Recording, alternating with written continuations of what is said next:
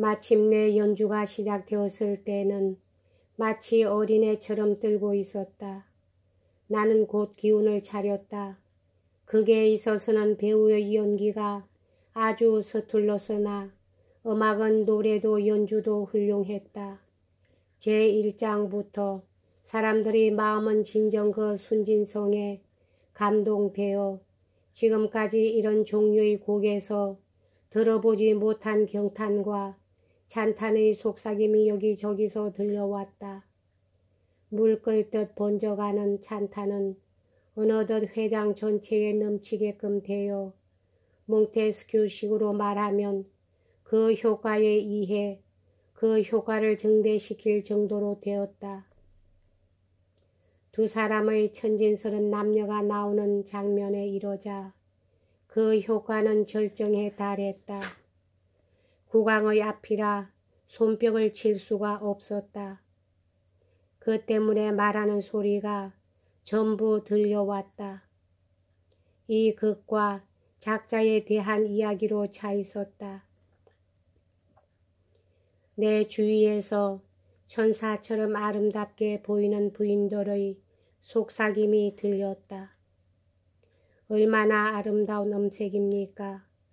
얼마나 황홀한 음악입니까? 노래마다 가슴을 파고드는 것 같군요.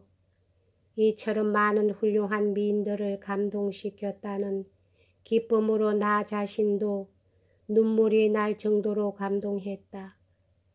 그리고 울고 있는 것은 나뿐이 아니라는 것을 깨닫자 최초의 이중창에서는 더 이상 눈물을 억누를 수가 없게 되었다. 문득 그 뜰의 또랑시의 연주회가 생각나서 나는 정신을 차렸다. 이 회상은 승리자의 머리 위에 월계관을 바치는 노예만큼의 효과가 있었다. 그러나 그것은 잠시였다. 곧 또 자신의 영광을 맛보는 쾌락에 마음이 쏠려 정신없이 빠져들어갔다. 그런데도 이때의 쾌락 속에는 작자로서의 허영심보다는 이성에 대한 육감이 더 많이 들어있었던 것이 분명했다. 만일 이 자리에 남자들밖에 없었다면 나는 계속 그렇게 했듯이 내가 흘리는 유쾌한 눈물을 입술로 받는 그 같은 쾌감에까지도 이르지 못했을 것이 틀림없었다. 나는 이 이상으로 강한 감동의 폭풍우를 일으킨 작품을 대한 일이 있기는 했다.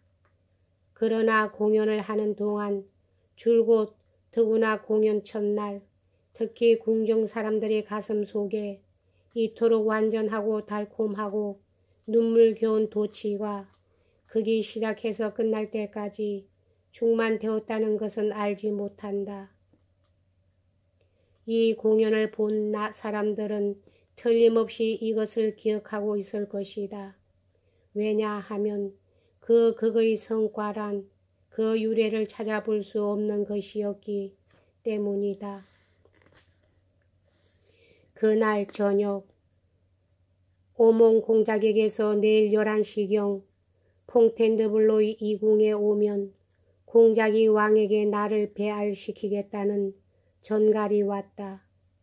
이 심부름을 해준 귀리시에 의하면 아마 연금근에 대해서 왕께서 내게 친히 말씀이 있으시라는 것이었다. 그처럼 빛났던 낮에 이은 그 밤이 내게 있어서는 고민과 망설임의 하룻밤이었다는 것을 누가 믿겠는가.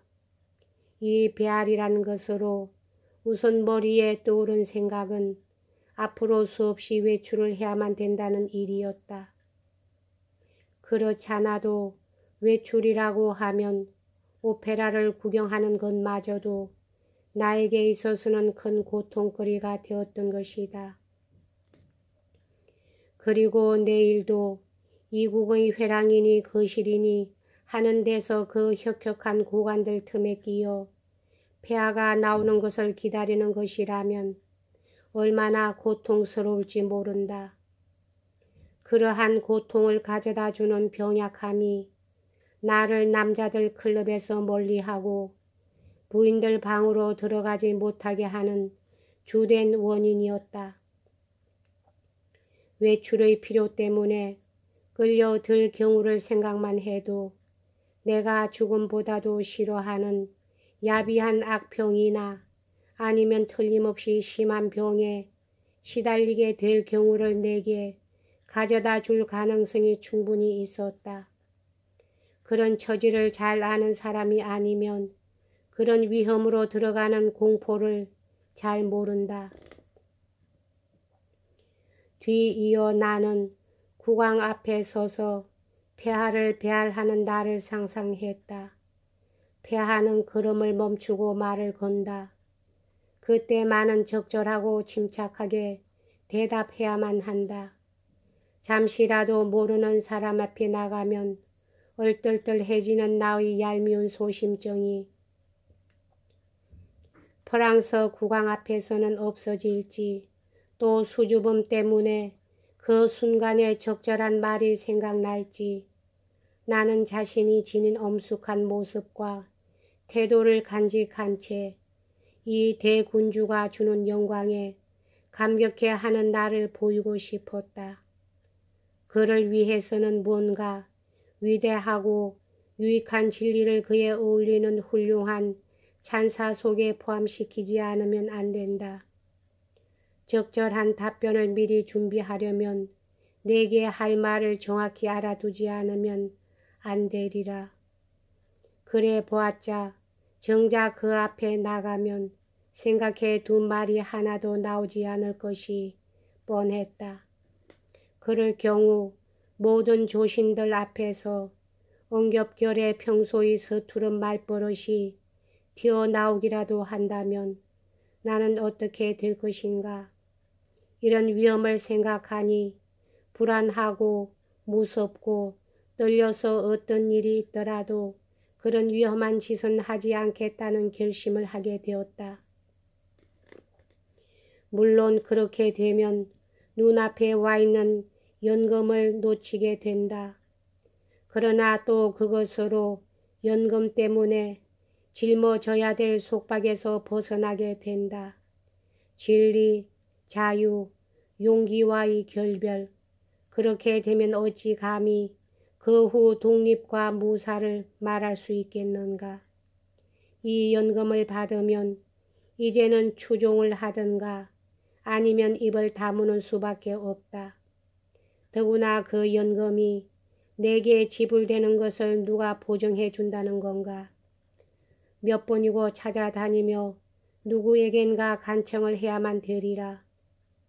이 연금을 확보하기 위해서는 그런 것이 없이도 지냈던 경우보다도 무척 필요 이상의 주의와 불유쾌한 생각들을 가져야만 되리라. 그래서 나는 그런 것을 단념하는 것만이 나의 주의와 아주 일치하는 수단이 되고 실상을 위해 그 치레를 희생하는 것이 된다는 것을 믿었다. 나는 이 결심을 그림에게 전했다. 그는 아무 반대도 하지 않았다. 다른 사람에게는 나의 건강을 핑계로 그날 아침 나는 집을 떠나버렸다. 나의 출발은 소문이 나서 일반에게 비난을 받았다. 나의 이유는 누구도 알 턱이 없었다.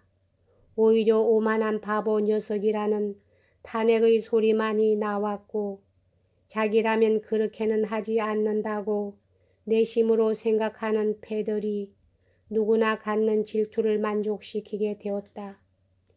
이튿날 진리오또에게서 편지가 왔는데 내 극의 성공과 왕 자신의 열광에 대해서 상세히 쓰여 있었다. 또 폐하께서는 종일 왕국 제일가는 기분 좋으신 옥음으로 나는 종을 잃었노라, 나의 행복을 다 잃었노라 고 계속 노래를 부르고 계십니다. 라고 지적하고 있었다.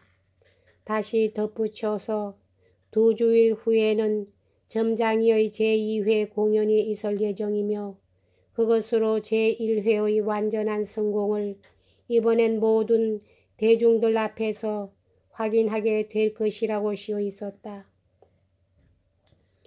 그로부터 이틀이 지나서 오후 9시경 에핀의 부인의 집으로 언제나와 마찬가지로 만찬에 참석하러 갔는데 바깥 문께에서 한 대의 마차와 엇갈렸다.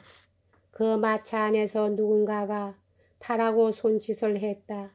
타고 보니 그것은 디드로였다. 그는 예의 연금에 대해서 열을 올리며 말했다.